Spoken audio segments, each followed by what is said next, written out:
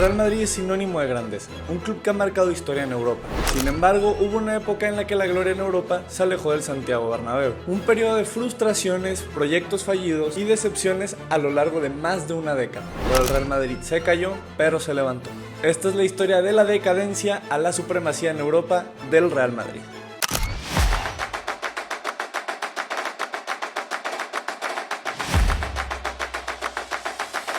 Real Madrid es sinónimo de grandeza, un club que ha marcado historia en Europa. Sin embargo, hubo una época en la que la gloria en Europa se alejó del Santiago Bernabéu. Un periodo de frustraciones, proyectos fallidos y decepciones a lo largo de más de una década. Pero el Real Madrid se cayó, pero se levantó.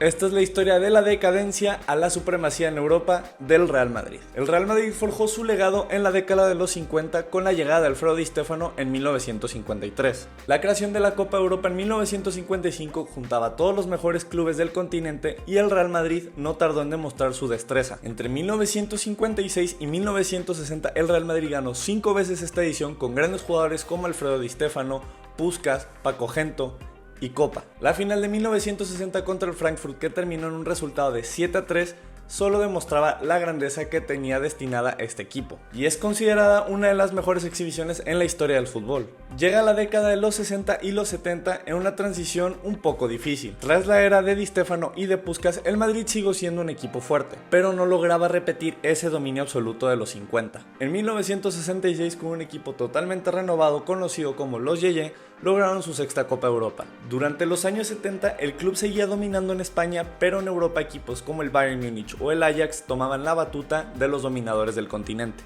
Entonces fue así que el Madrid tomó una larga espera en regresar a la gloria europea. En los 80s el Real Madrid revivía con la generación de la Quinta del Buitre, liderada por jugadores como Emilio Butragueño, Sanchís y Michel. Este equipo dominaba en España consiguiendo 5 ligas consecutivas. El Real Madrid a nivel europeo conseguía copas de la UEFA conocidas hoy como Europa League, pero la séptima ansiada Copa Europa no llegaba. Fue entonces hasta 32 años después, desde su sexto título en 1966 hasta 1998. El equipo vivía una sequía dolorosa viendo como otros equipos como el Bayern, el Milan o el Liverpool dominaban Europa. Sin embargo, a finales de los 90, principios de los 2000, el club regresaba a la gloria, ganando una copa en el 98, en el 2000 y en el 2002. Es entonces que llega la séptima de 1998, donde se rompe esta sequía y esta maldición. El Real Madrid llegaba a este torneo tras 3 décadas de no poder consagrarse en Europa a nivel Champions. Y Zucker consigue el empate en minuto 32.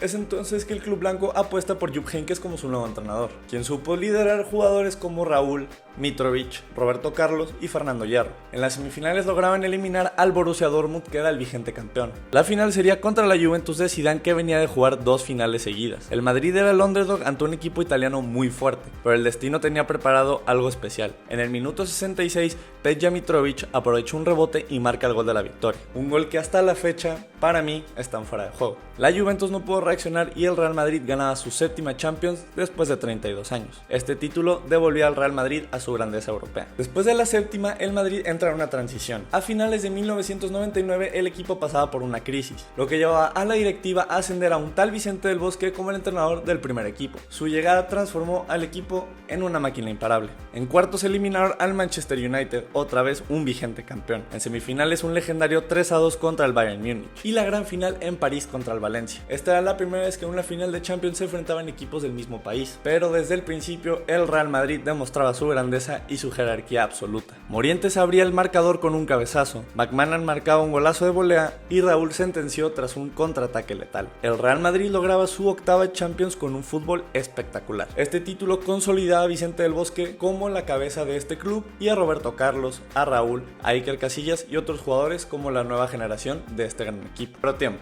tenemos que hablar del artífice del que sería la cabeza para liderar el ascenso en Europa del Real Madrid otra vez. Nada más y nada menos que Florentino Pérez. A finales de los años 90, el Real Madrid era un equipo fuerte en Europa, pero su economía estaba en crisis. Lorenzo Sanz, el presidente de ese momento, había logrado 2 Champions en 3 años. Pero el club tenía una deuda enorme y una gestión financiera deficiente. En el año 2000, Florentino Pérez para las elecciones presidenciales se presenta con una propuesta muy arriesgada, pero que convence a los socios: fichar desde el FC Barcelona a Luis Figo.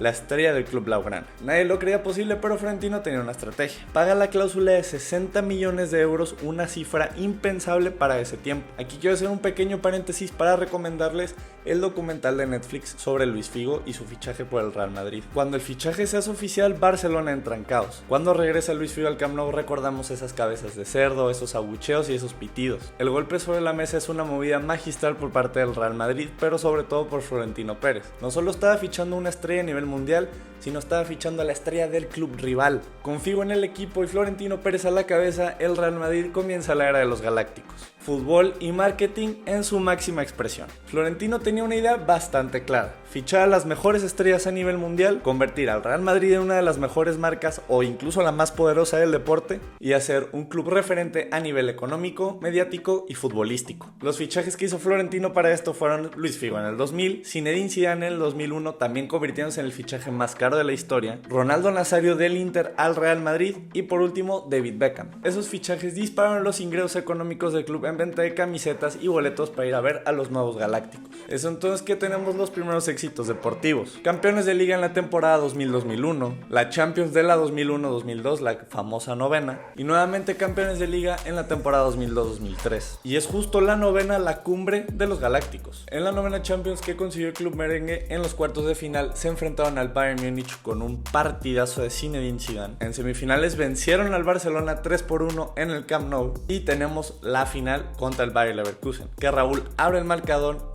Lucio empata con un cabezazo y cómo olvidar la volea de Zidane. Dentro, levanta el cuero, ojo que está Zidane, empala Zidane, gol, gol, gol. Es en esa Champions donde Iker Casillas entra de cambio y con milagrosas atajadas y una actuación espectacular hace que el Real Madrid consiga su novena Champions. Pero a ver, se habla siempre de un fracaso del proyecto galáctico. A partir del 2002 no se volvió a conseguir absolutamente nada. Fue entonces que hubo errores que terminaron hundiendo a los propios galácticos. El primero de todos, la falta de equilibrio en la plantilla. El Real Madrid apostaba por fichar a los mejores delanteros y los mejores mediocampistas ofensivos, dejando una defensa muy poco sólida. Un ejemplo claro fue cuando en 2003 vendieron a Makelele y Florentino justificó su salida diciendo que no hace pases de más de 3 metros. ¿Cuál fue el resultado de esto? Que el Chelsea de Mourinho ficha a Makelele y se convierte en un equipo más dominante en los 2000. El segundo punto, también para mí bastante importante, es cuando dejan salir a Vicente del Bosque. Florentino quería un entrenador con un enfoque más científico y no un gestor de vestuario. En su lugar trajeron a Alex Queiroz, asistente de Alex Ferguson en el Manchester United. Y al mismo tiempo, en vez de haber reforzado la defensa, traen a David Beckham. Y aunque Beckham era una estrella a nivel mundial que económicamente le iba a venir muy bien al club, no era precisamente lo que necesitaba el club en cuanto a términos futbolísticos. ¿Cuál fue el resultado de esto? Pues que en la temporada 2003-2004 estuvieron a 8 puntos arriba del segundo lugar en ese momento y terminaron sin ningún título en esa temporada. Un famoso nadaplete. De hecho, en Champions fueron eliminados por el Mónaco de Morientes. A partir de la temporada 2004-2005 es una época de fracasos para el Real Madrid y eliminados de Champions en octavos contra el Arsenal. Fue entonces que vienen 3 temporadas sin títulos para el club merengue. El equipo perdía su identidad, pero seguía teniendo jugadores muy importantes y muy relevantes a nivel mediático como Ronaldo Nazario, David Beckham y Zinedine Zidane, pero no era un equipo ganador. Es entonces que sorpresivamente para todos, en febrero de 2006, Florentino Pérez dimite. En su despedida dice una frase: he criado niños mimados.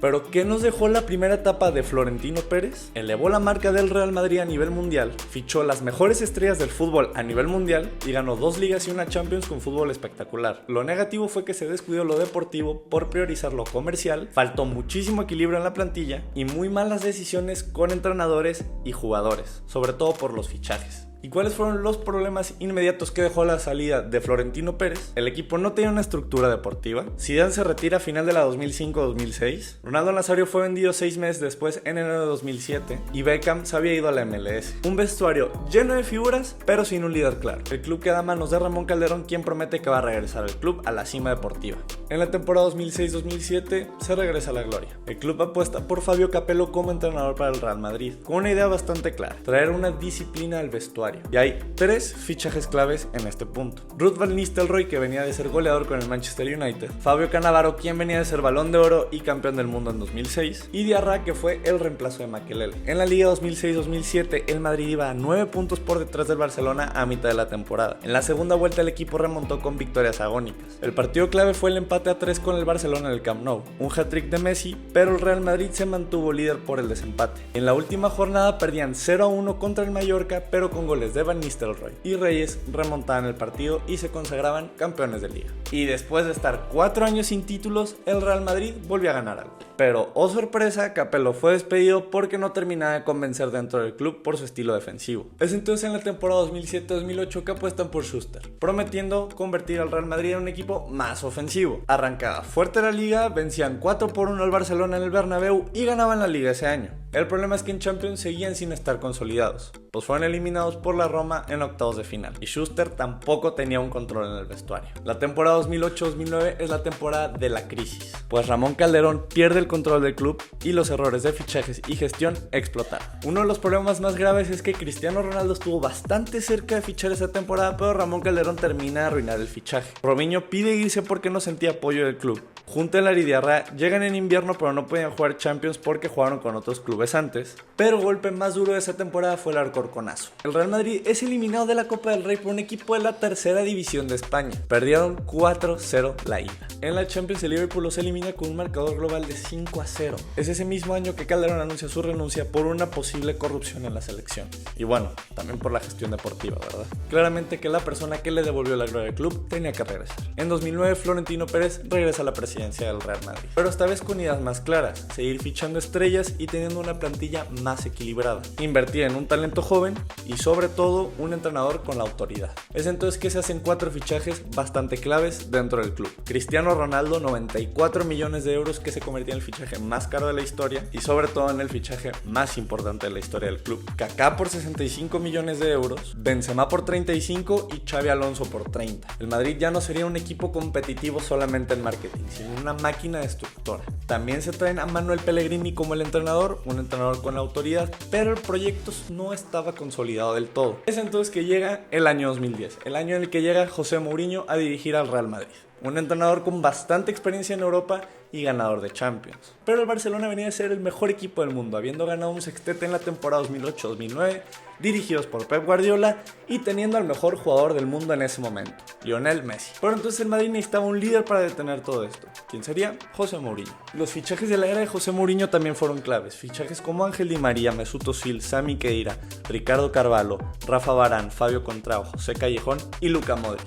En la temporada 2010-2011 regresan a una semifinal de Champions después de 9 años, pero fueron eliminados precisamente por el FC Barcelona. En una buena ida con un empate a 1 en el Camp Nou y en la vuelta en el Bernabéu, Messi se encargó de eliminarnos con un doblete. Los resultados de esa temporada lograron la Copa del Rey justamente frente al Barcelona, pero perdieron la Liga y fueron eliminados en Champions. Es entonces que viene quizás la mejor temporada para el Real Madrid después de todos los fracasos en Europa y en España. La Liga de los 100 puntos. Son 2 récords absolutos. 100 puntos en Liga, un récord jamás antes visto, y 121 goles anotados. Cristiano marca 46 goles en la Liga y gana el Clásico en el Camp Nou con un marcador de 1-2. Pero en Champions fueron eliminados por el Bayern Múnich en penales. Pero en la temporada 2012-2013 pasa una crisis interna dentro del club. Mourinho entra en un conflicto con el vestuario. Casillas y Mourinho se convierten en una guerra interna y Cristiano Ronaldo empieza a sentirse incómodo con la dirección del equipo. Pierden la liga ante el Barcelona, son eliminados en semifinales por el Dortmund de Lewandowski con un marcador global de 4-3 y pierden la final de Copa del Rey contra el Atlético de Madrid. En verano del 2013, Mourinho se despide del Real Madrid tras una temporada caótica. Es entonces que en la temporada 2013-2014 llega Carlo Ancelotti, un entrenador con bastante experiencia y con muy buenos títulos y muy buen currículum. También llega Gareth Bale para reforzar la delantera con Cristiano Ronaldo y Karim Benzema. Florentino lo tenía claro, quería ganar la Champions 12 años después. En octavos eliminan al Schalke con un global de 9-2, en cuartos eliminan al Dortmund con un global de 3-2 y en las semifinales una exhibición y una goleada al Bayern Múnich con un global de 5-0. Y es entonces que llegamos a Lisboa, un lugar sagrado para todo el madridismo. Minuto 36 y Diego Godín adelanta a los colchoneros, pero en el minuto 93 Sergio Ramos se encarga de dar el cabezazo más histórico en toda la historia del fútbol probablemente. Es así que el partido se empata y nos vamos a los tiempos extra. Bale pone el 2-1, Marcelo el 3-1 y Cristiano se encarga del 4-1 con un tiro penal. Y después de 12 años, el Real Madrid es campeón de Europa. Luego de eso viene la 14-15 con una temporada un poco de altibajos donde no consiguen nada. Pero luego vienen las 3 Champions seguidas, las 3 Champions de Zidane. Nuevamente contra el Atlético de Madrid, pero ahora en Milán con un empate a 1 y la victoria en penales. La final en Cardiff contra la Juve con un global de 4-1 y la final en Kiev con la chilena de Gareth Bale. Es entonces que llegamos a la temporada de las remontadas épicas. Carlo Ancelotti regresa al banquillo después de unos años de transición para el club merengue. Se va Cristiano en 2018 y se va Zinedine Zidane en 2021. Esta Champions es imborrable por las remontadas, empezando por la octavos de final en París, donde Kylian Mbappé adelanta el cuadro parisino, Messi falla un penal y nos vamos al Santiago Bernabéu con un marcador de 1-0 a favor del PSG. La vuelta en el Bernabéu es todavía más caótica y más emocionante, pues en el minuto 39 Mbappé adelanta al club parisino, 2-0. El pase en el bolsillo para el PSG. Pero en el minuto 61 Donnarumma se equivoca y Benzema empata el partido. Minuto 76 y Modric asiste a Benzema para el 2-1, 2-2 en el global. Y solo 2 minutos después Karim Benzema se encarga de hacer su hat-trick. Remontada histórica en Madrid. Una noche mágica de Champions. Es entonces que llegamos a Londres, partido contra el Chelsea en cuartos de final. El Madrid gana 3-1 bastante bien con hat-trick de Karim Benzema. Dominio merengue total en Stamford Bridge. Pero nos pasamos a la vuelta donde rápidamente el Chelsea se pone encima 3-0. Goles de Mason Mount, Rudiger y Timo Werner. Minuto 80 y esto se veía bastante complicado para el club merengue. Pero imposible olvidar ese pase con el exterior de Luka Modric a Rodrigo que empata el global. Nos vamos a la prórroga y con un cabezazo en el minuto 96 Benzema pone por delante al club merengue y el Real Madrid está en semifinales. Es entonces que tenemos una de las mejores series de partidos de ida y vuelta en la Champions.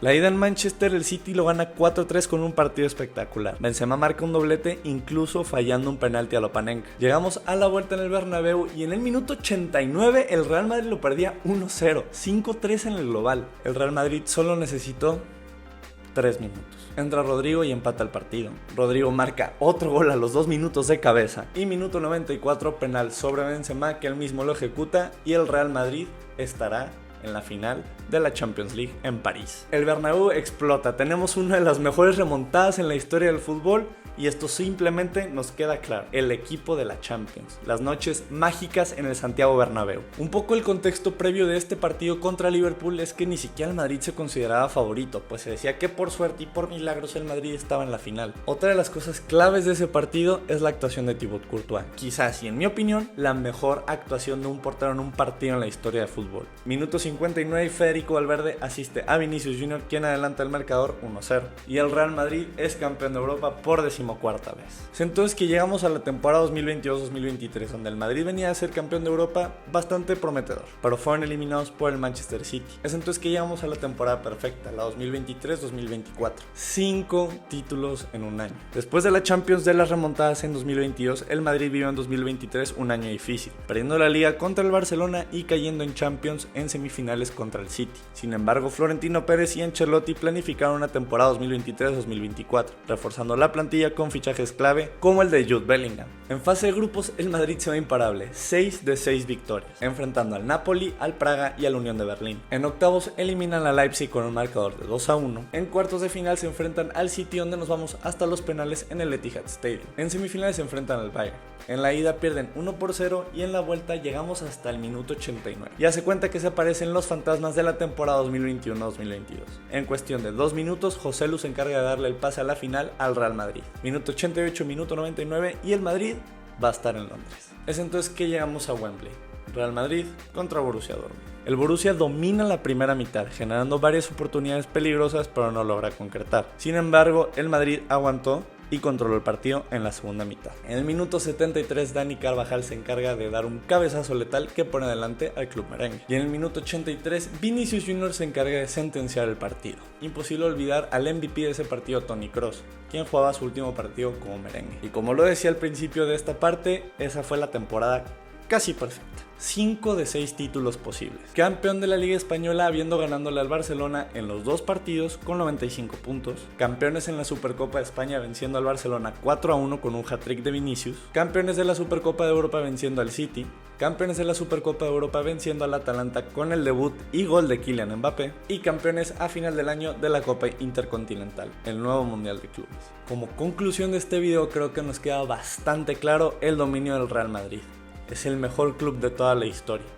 Y aunque a la gente culé le duela admitirlo y cueste creerlo, son las cosas que son. Sí, es un equipo que se ha visto en varias polémicas arbitrales, pero eso no deja a un lado su grandeza en Europa. Y aunque el fútbol cambie, cambien las modas, cambien los estilos de juego, cambie cómo se juega el propio deporte, el Real Madrid siempre estará ahí. ¿Qué sigue para el club merengue?